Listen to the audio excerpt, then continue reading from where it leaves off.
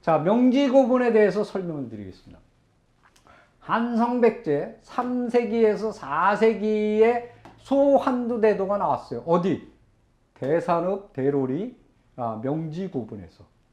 자, 그런데 이 지곡 쪽, 이 대산반도 쪽에는 명지고분하고 기지리고분이 있었어요. 근데 이 남쪽에는 뭐가 있었냐? 해미 쪽에, 해미 쪽에. 이건 이제 북쪽에 있고, 기지리고분은 해미 쪽에 있어요. 남쪽에 있어요. 그러니까 옛날에는 그 백제시대 북쪽하고 남쪽에서 나오는 사철을 서로 담당했다는 게 나눠서. 그랬는데 5세기 때 들어와서는 이 부장리고분에서 금동관, 금동신발, 은상감대도 이 중요한 유물들이 튀어나오는 거예요. 그건 뭐냐면 이 두 개를 통합해서 이 부장리고분이 관리를 했다는 거예요. 서산 전체. 그랬고 서산뿐만 아니라 태안까지. 태안에도 사철이 많거든요. 그래서 여기 사철만 관리한 거냐? 아니에요. 소금. 왜냐면 고대에는 소금이 제일 중요하다. 왜? 샐러리가 뭐냐? 살트예요. 소금으로 월급을 줬어요. 그래서 샐러리예요. 자, 그 정도로 이 지역에는 중요한 백제시대 유적들이 쫙 깔려 있다. 요게 이제 명지고분. 자, 여기에서 이 명지고분에서 칠지도를 제작했거든요. 그게 지곡이니까. 근데 여기서 뭘 사용했냐? 사철을 사용했다 그랬죠. 그건 이미 말씀드렸고. 여기서 뭐가 나오냐? 쇠도끼. 쇠도끼. 그 다음에 철정. 이렇게. 이게 철정이죠. 철정. 그 다음에 쇠스랑. 여기. 쇠스랑. 쇠낫. 이거 낫이죠. 이런 것들이. 근데 여기서 쇠스랑하고 쇠낫은 뭘로 만드냐? 칠지도처럼 단조. 이렇게 주조라는 건 이렇게 쇠를 분 다음에 그걸 두드려서 불순물을 제거해서 만드는 거예요. 이걸 얘기해요. 지금 칠지도가 그렇게 만들었대. 똑같은 공정으로 만든 거예요. 그 시기에. 똑같은 시기에. 칠지도를 그 일본에 전해준 그 시기에. 자, 그 다음에 특히 여기서 제일 중요한 게 이 환두대도예요. 이 환두대도는 이 동그랗죠. 이 머리 부분이. 이거는 강철로 만들어요. 이미 강철을 생산했다는 거죠. 그리고 그걸 칼로 대도로 사용했다는 거예요. 이게 정확하게 굉장히 중요한 유적입니다. 그것이 해필이면 지곡에서 나온다. 지곡. 자, 그 다음에 여기서 더 중요한 건 뭐냐? 철정이에요. 요거. 철정은 뭐라 그러냐면 중간 소재라고 그랬잖아요. 그거를 일본이나 중국에서 사갔다고. 요 길이가 13cm예요. 폭이 13. 자, 가운데 폭은 9cm. 이렇게 쫄록하죠. 보시면은 어떻게 생겼냐면 요겁니다. 이렇게 가운데가 이렇게 들어가 있죠. 이렇게. 자, 요거는 사다가 칼, 도끼, 창, 낫, 쇠스랑, 호미 이런 걸 다 만들 수가 있어요. 중간 소재라는 거죠. 예. 그리고 일본 서기에도 뭐라 그랬어요? 246년에 일본에다가 칠지도뿐만 아니라 철정 40매를 줬다 그래서 40매. 그러니까 철정이 건너간 거예요. 자, 그리고 여기에 그 대산리 명지고분뿐만 아니라 기은리 고분도 나왔다 그랬죠. 거기서 백제토기가 나왔어요. 자, 더 중요한 것은 뭐냐? 자, 쇠를 녹이려면 뭐가 필요하냐? 숯이 필요해요. 근데요, 이 아철지는 많이 발견이 되는데 이 숯을 굽던 가마, 탄효라 그러는데 그걸 탄효라고 합니다. 이 탄효는 거의 발견이 안 돼요. 왜 그러냐면 이 탄효 대부분이 뭐냐면 이 톡이나 도자기를 굽는 탄효들이에요. 근데 쇠를 내리던 그걸 숯을 만들던 탄효는 거의 몇 개가 없어요. 근데 그것도 고대 거, 백제시대 거 이런 건 거의 없습니다. 근데 여기서 딱 나왔어요. 백제시대 탄효가 나온 거예요. 그것도 야철에 쇠를 내리는데 쓰는 숯을 만든 거예요. 근데 여기서 뭐가 나왔냐? 백제시대 토기가 나왔어요. 그리고 당나라 때 동전이 나온 거예요. 621년 개원통보. 그럼 끝난 거죠. 모든 것들이 다 맞아 떨어지는 거예요. 탄효까지 나왔으니까. 그럼 탄효는 어떻게 되냐? 이거예요, 이거. 탄효. 지금 여기는 공장이 들어서 버렸어요. 공단이. 그래서 사라졌습니다. 지금 없어요. 자, 그래서 우리가 이 서산 향토 문화 연구에 이제 이현우 이제 우리 어르신하고 유충식 이분도 요번에 자꾸 하셨어요. 그랬고 또 이영화 이제 회장님인데 현재 이런 분들의 노력으로 인해서 이제 지금은 사라졌지만 그 사철을 분석하기 위해서 이제 부탁을 했어요. 이분들이 한나절을 그걸 강바닥을 긁어서 강 옆에를 사철을 이제 채취해서 우리한테 보내줬어요. 그래서 이제 분석을 했습니다. 조남철 교수가 공주대학 티탄을 분석해 보니까 화천리에서 0.54 사철입니다. 그 다음에 원천리에서 원천마을 0.43. 그 다음에 무쇠점에서 0.63. 슬래그는 거기 가면 천재예요. 그걸 분석했어요. 뜰이 0.61, 0.67. 음부리, 광산 있는 데죠. 2.54. 굉장히 높죠. 그 다음에 1.20. 여기가 제일 높네요. 쇠팽이, 도성리, 광산 밑에, 0.98. 이렇게 나와요. 네. 그래서, 이게 사철이 있었구나 하는 것이 증명이 됐어요. 이분들의 노력으로. 자, 그리고 이 칠지도가 이제 사철로 만들었다는 걸 알았고, 그 다음에 이제 거기서 아까 남과 북으로 나눠졌던 거 5세기 때 통합을 해서 부장리 고분이 다스렸다 그랬잖아요. 거기서 나온 것들을 분석했어요. 그랬더니 환두대도가 공주대학에서 했는데 티탄이 1.0. 그래서 쭉 해서 0.46까지 계속 나온 거예요. 그 다음에 철모에서는 0.76. 그리고 요 밑에 서천이죠. 대천 이제 해수욕장 있는 쪽. 그쪽에 봉산리 유적이 있는데 거기에서 나온 거, 거기도 이제 해변이니까 사철이 나오겠죠. 거기도 분석했는데 얼마가 나요? 0.8이 나왔어요. 그러니까 그쪽까지 쫙 다 사철이 분포했었다는 것을 알 수가 있습니다. 자, 그러면 서산 부장리 고분이 서산 지역에서 제일 중요한 유적입니다. 이걸 이제 발굴했는데 백제시대 때 주거지가 40기, 분구묘, 고분이죠. 그게 13기 정도가. 백제시대 거는 토강묘입니다. 그러니까 땅을 파고 거기다 이제 관을 쓴 것도 있고 안 쓴 것도 있고. 그리고 이제 여기서 뭐가 나왔냐? 철기는 청동검, 환두대도, 초두, 도끼, 낫, 철모. 제일 중요한 게 백제시대 금동관, 그다음에 금제이식, 뭐냐면 이제 귀걸이 같은 거, 그다음에 고곡 이런 것들이 나왔어요. 자, 요게 이제 부장리 고분 발굴한 모습입니다. 거기서 나온 금동관입니다. 요거를 복원한 거예요.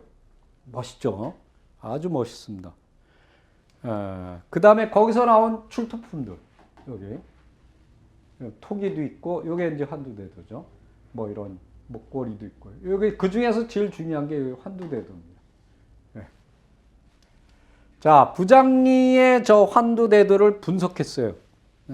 분석을 했더니 티탄이 4.94, 꽤 많이 나오죠. 그 다음에 여기 보면 1.17에서 쭉 해서 0.48까지. 그 다음에 소환두대도는 1.4에서 쭉 내려가서 0.69까지. 또 대도, 큰 칼, 그걸 또 분석했더니 0.96에서 0.64까지. 또 다른 고분에서 나온 거 0.85, 0.5. 여기까지는 서산 겁니다. 요 밑에 거는 대천 쪽이에요. 서천, 봉선리 유적. 얼마가 나냐? 티탄이 0.99, 0.91, 0.54까지. 그래서 그 해변 쪽에 쫙 깔려 있었다는 것을 알 수가 있습니다. 그러면 부장리 고분의 주인공은 어떤 사람이냐? 담노다, 담노. 담노가 뭐냐? 자, 그걸 설명드리겠습니다. 백제는 지방제도가 있습니다. 그게 뭐냐면 오방이죠. 방 밑에 군이 있습니다. 군 밑에 현이 있고, 현 밑에 촌, 마을이 있죠. 이게 지방제도의 피라미드 구조입니다. 이렇게. 그래서 오방, 전국을 5개로 이렇게 나눴어요. 그래서 중방, 북방, 서방, 남방 이렇게 쭉 했고 나누는 거예요. 그러니까 이거하고 달리 중요한 지역이 있습니다. 아까 서산처럼 그런 지역에는 이 왕의 직할로 이렇게 임명을 해요. 그러니까 우리 그거를 이제 군국제도로 하는데 중국에서는 군이 있고 군이 이제 지방제도죠. 군현 뭐 이렇게 우리 낭랑군 이러잖아요. 그런 거 말고 국이라는 걸 임명합니다. 예. 근데 이제 그거 비슷하게 왕족들을 임명합니다. 그래서 이제 담노 왕족이나 자기가 믿을 만한 사람 이제 이렇게. 근데 대부분 이들에게 하사한 게 뭐냐면 금동관, 금동 신발, 그리고 이제 환두대도는 뭐 당연한 거고. 근데 이게 나오는 데가 어딨냐? 공주의 수천리 구분. 요게 뭐냐면 항상 지금도 그렇지만 우리가 그때 부산으로 피난했지 않았어요? 6.25 때? 똑같아요. 지금도 마찬가지. 제2의 도시잖아요. 환성시대도 만약에 외적의 침입을 받게 되면 이동해야 되는 부수도가 있어요. 그게 뭐냐면 공주였어요. 그래서 공주를 천도한 거예요. 사비시대는 어디로 했느냐? 바로 이제 익산이죠. 그래서 익산이 부수도입니다. 그런데 여기 익산의 웅포 입점리구, 나주의 반랑구, 고흥의 안동고분, 서산의 부장리구, 천하의 용원리구분, 그다음 화성의 요리구분, 이런 데서 이 금동관, 금동신발이 나온 거예요. 근데 이제 금동신발만 나온 데가 있어요. 원주 법천리, 고창의 봉덕리, 나주 보감리, 세종시의 나성리 유족, 이런 데서는 관은 안 나오고 금동신발이 나왔어요. 그러니까 이거 버금가는 거죠. 이런 데가 바로 담노였다. 저는 이제 그렇게 봅니다. 자, 그걸 이제 한번 이렇게 포진해 보겠어요. 이렇게 됩니다. 네. 자, 그러면 백제라는 나라가 어떤 나라냐? 이제 설명을 드리겠습니다. 246년에 위나라 강국엄이 고구려를 칩니다. 그래서 고구려 국내성이 함락돼요. 그래갖고 이제 그 사이에 요소 쪽, 요동 쪽에 있는 군사를 끌고 나가요. 그러다 보니까 그쪽이 빌 거 아니에요. 그거를 백제 고위왕이 진충이라는 장군으로 수군으로 거기를 쳐요. 그래서 요소 지역을 점령합니다. 그런데 뭐 다시 돌려줬다. 아니, 다시 돌려줄 걸 왜 칩니까? 그거 거짓말이거든요. 그래서 거기에다 설치한 게 요소 진평군입니다. 왜? 중국의 정사입니다. 송서에 뭐라고 돼 있냐면 고려는 고구려입니다. 고구려가 요동을 쳐서 차지하자 백제는 요소를 차지했다. 그리고 백제가 다스린 곳을 뭐라냐? 진평군, 진평현이라고 그런다. 이거 우리나라 기록 아닙니다. 자, 그 다음에 양서, 이것도 중국. 진나라 때, 이거 진나라는 서진입니다. 그래서 진나라 때 고구려가 앞서 요동을 경략하여 차지하자 백제도 요소, 진평 2개를 차지했다. 그리고 스스로 백제군을 설치했다. 그러니까 요소 지역에 백제 세력이 들어갔다는 얘기예요. 또 양공직도에는 뭐냐? 백제 사신도에는 진나라 말기에 고구려가 요동과 낙랑을 경략하자 백제가 요소, 진평을 차지했다. 그 통전에는 뭐라고 되어 있냐? 진나라 때 고구려가 요동을 차지하자 백제는 요소, 진평 2개의 땅을 점거했는데 지금의 어디냐? 유성과 평 사이다. 그러니까 북경하고 그 요소 지역이라는 거죠. 정확하게 우리가 설명하는 건데 우리 학계에서는 꺼려합니다. 되게 꺼려하죠. 근데 그것뿐만이 아니에요. 최치원 삼국사기 최치원 열전에 최치원이 말하기를, 이 사람은 당대 사람입니다. 당대. 왜? 당나라에서 관리까지 한 사람에 해외 유학 가서 대단한 겁니다. 근데 뭐라고 돼 있냐? 고구려와 백제가 정성 시기에는 군대가 100만이었대요. 굉장한 거죠. 이 사람 얘기예요. 제가 얘기하는 게 아니에요. 그리고 뭐냐? 남쪽으로는 오나라와 월나라, 지금 어디냐? 상해 부근이죠. 거기를 차지하고 북쪽으로는 북경, 그다음에 하북성, 제나라, 노나라, 이건 산동반도죠. 여기를 빼앗아 중국의 큰 골칫거리가 되었다. 대단한 거 아닙니까? 근데 삼국사기에 뭐라고 되냐면 동성왕조에 위나라가 쳐들어왔어요. 위나라가. 쳐들어오자 북입니다. 그러자 백제가 격파해버렸어요. 그 남대서에도 똑같이 돼 있어요. 이때 북이가 쳐들어오자 수십만의 군사를 보내어 백제가 박살을 낸 거예요. 누구누구가 나갔냐? 장군들, 사반명, 찬수류, 해례곤, 못갔나 이런 사람들의 장군들이 나가서 이들을 쳤다. 그리고 495년에도 또 동성왕이 사신을 보내서 뭐라냐? 북이를 쳤는데 이들이 또 쳐들어와서 사반명을 보내서 완전히 박살을 내버린 거예요. 그러고는 그 남제한테 뭐라냐면 이 사람들에게 벼슬을 이제 내려달라고. 거기 벼슬을 보면 매라왕, 면중왕, 벽중왕, 아차왕, 매로왕. 이건 왕급입니다. 왕급. 자, 백제가 그러니까 이제 이 황제와 왕의 차이는 뭐냐? 황제는 그 밑에 많은 왕들을 거느리고 있는 거예요. 그래서 제국이에요. 근데 왕은 그냥 달랑 하나예요. 왕이에요. 근데 여기 보면은 많은 왕들이 나타나고 있어요. 그럼 백제가 제국이었다는 얘기죠. 자, 왕 밑에 후가 있어요. 여기 불중후, 면중후, 불사후.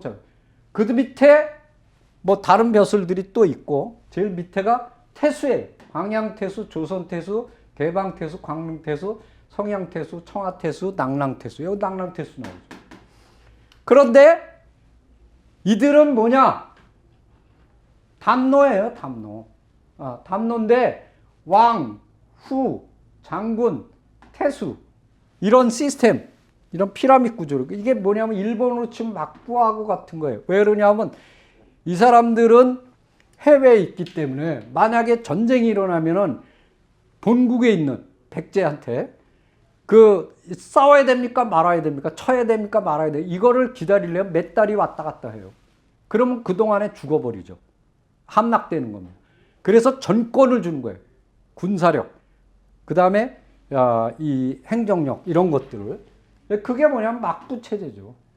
그랬고 이러한 이게 바로 담노 체제였다. 해외 담노. 그 일본도 해외 담노 중에 하나입니다. 그걸 표시해봤어요 제가. 일본. 요게 이제 국내 담노고 아까 보여주셨던 요게 해외 담노예요. 광양태수, 낙랑태수 여기 요소 지역이잖아요. 여기 조선태수. 그 다음에 아까 오하고 월이라 했어요. 광릉태수예요. 근데 여기 차지하고 여기를 차지했는데 위가 북이가 여기 북이 땅이었거든. 여기서 전투가 벌어져서 얘네들을 쳐부신 거예요. 2번이나. 그랬고 여기를 차지한 거예요. 거기에다 설치한 게 청하태수, 동청주태수, 성량태수. 이거. 그래서 이 중국의 동해안 지역은 백제 땅이었다라는 것이 증명이 된 거예요. 그런데 이 지역으로 들어온 사람이 백제가 멸망한 후에 들어온 사람이 누구냐? 이정기 장군입니다. 그 사람은 고구려 사람이에요. 고구려 백제가 멸망한 후에 여기 백제인들이 그대로 살았겠죠? 왜냐면 본국이 멸망했으니까. 그랬다가 이정기 장군이 여기 있었거든요. 여기 있다가 안록산이 이쪽에서 반란을 일으켰어요. 그러니까 배를 타고 자기 부하들을 끌고서 여기를 칩니다. 그래갖고 이 산동 지역을 차지해요. 그래갖고 여기에 제일 센 군진이 돼요. 절도사가. 그래갖고 자기의 아들 때 반란을 일으켜서 나라를 건설합니다. 그 나라 이름이 제나라예요. 제나라. 그래갖고 당나라하고 싸워. 그때 토벌하러 온 사람 중에 하나가 누구냐면 장보고입니다. 그래서 장보고가 벼슬을 받고 거기서 벼슬을 한 거예요. 자, 봅시다. 제일 중요한 거. 첫 번째, 이 지역은 뭡니까? 동이족이 살았던 동네예요. 여기 동이족이 그대로 살아있겠죠. 그 다음에 백제가 들어갔어요. 그 뒤를 이은 게 누구예요? 이정기죠? 고구려예요. 그 다음이 누구예요? 장보고죠? 네. 여기 척산법화원이 여기에요. 자, 그러면은 신라로 넘어갔어요. 이 지역은 대대로 우리 핏줄이 자리 잡고 있는데, 지금도 마찬가지예요. 연변 이쪽 우리 조선족이 제일 많이 사는 동네가 여기입니다. 여기 엔타이. 그리고 여기는 가보면은 재밌는 게, 옛날에 임승국 교수가 저한테 얘기를 해주시더라고요. 이 지역을 갔는데 그 신생아실에 이제 그 들어갔대요. 돈을 좀 주고. 그래서 갓난쟁이, 지금 갓 태어난 애들을 다 이렇게 엎었대요. 뒤에 뭐가 있느냐? 우리 몽골 반점이라죠. 푸른 반점. 그게 있는 거예요. 중국인은요, 푸른 반점이 없습니다.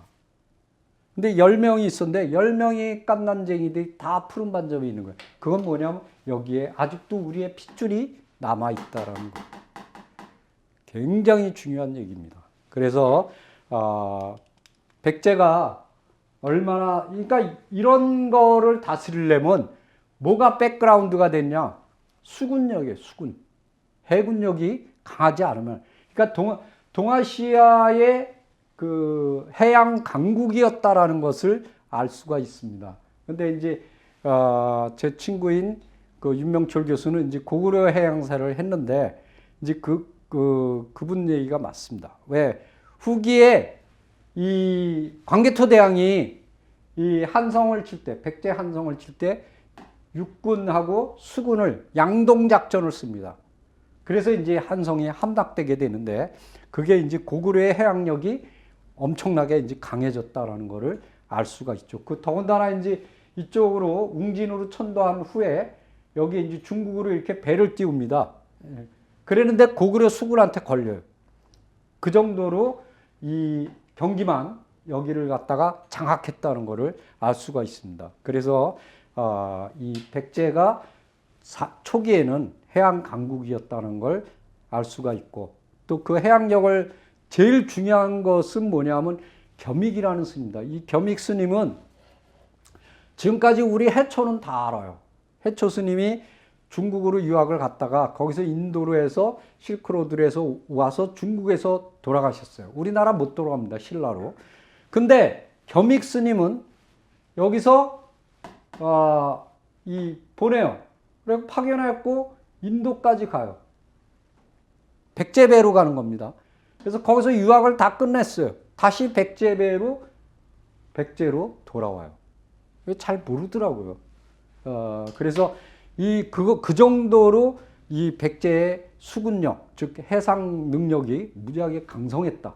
근데 그것이 이제 후기 오면서 이렇게 무너지게 되고, 또 광개토대왕한테 당하고, 그 다음에 함락되면서 웅진으로 쪼그라드는, 그러면서 심지어는 중국으로 가는 백길마저도 고구려에 의해서 차단됐던 이런 거를 볼 수가 있습니다. 그런데 그 이전에 그 해상력이 굉장히 강성했을 때 일본을 점령했고, 그 일본을 점령한 후에 세운